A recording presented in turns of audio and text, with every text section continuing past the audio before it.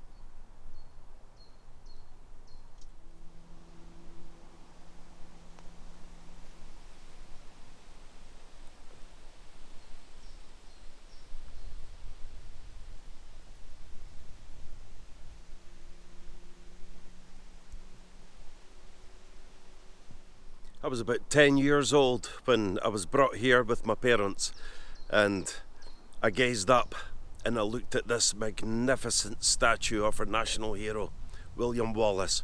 I'd read about William Wallace.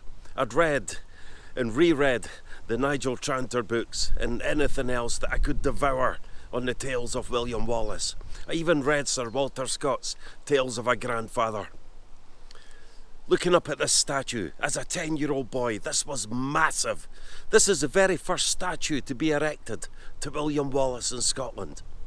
An unbelievable piece of work. Originally it was in white.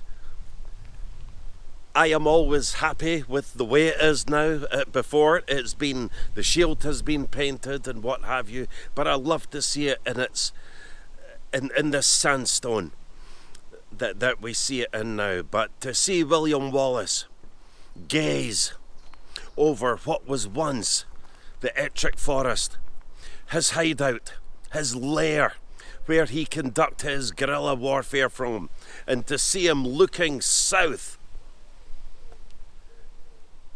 in the direction the invader would have come from, stirred tales of passion in me. And I've looked out in this land so many times from so many different vantage points, viewpoints, imagining myself looking at what it might have looked like back then, with deeper forests, the River Tweed, all the rivers winding down through the valleys, the old castles that are no longer, Roxburgh, Wallace's raids south into England and back again, and imagining how that Selkirk Forest, his lair, would have looked back then. We all have our own image or vision of what William Wallace might have looked like. I certainly did as a boy, and this statue, with the exception of the one in Lanark, which is also a favourite and one that was accustomed to knowing since my childhood days, but this one particularly struck home with me. A strong man, tall, imposing, thickness and length of limb, with that wild look about the eyes, that wild warlord type look. A man who did not suffer fools gladly, a man who would not flinch at the thought of danger, but a man who took the law into his own hands and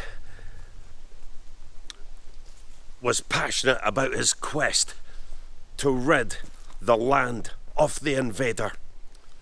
The statue, of course, has not pleased everyone, and Sir Walter Scott notoriously was not happy with this statue. But compared with some statues, particularly from the Victorian era, which tend to make our national heroes much, much older than they were, I think this is a fair statue, and it's one I'm particularly fond of. Of course, Wallace was betrayed, taken to London, executed, put to death in 1305. And Scotland's most fervent leader at the time, who suddenly found himself alone in Scottish politics, an outcast, a rebel, a man on borrowed time, a liability even to some people, never ever lost the love for his land.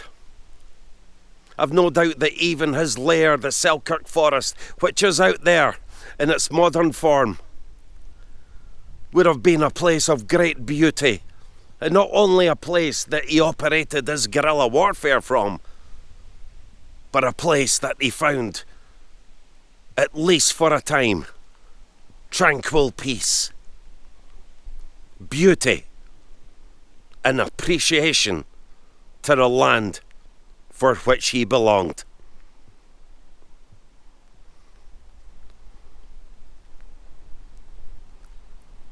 This is the William Wallace statue, Dryburgh, the Scottish borders.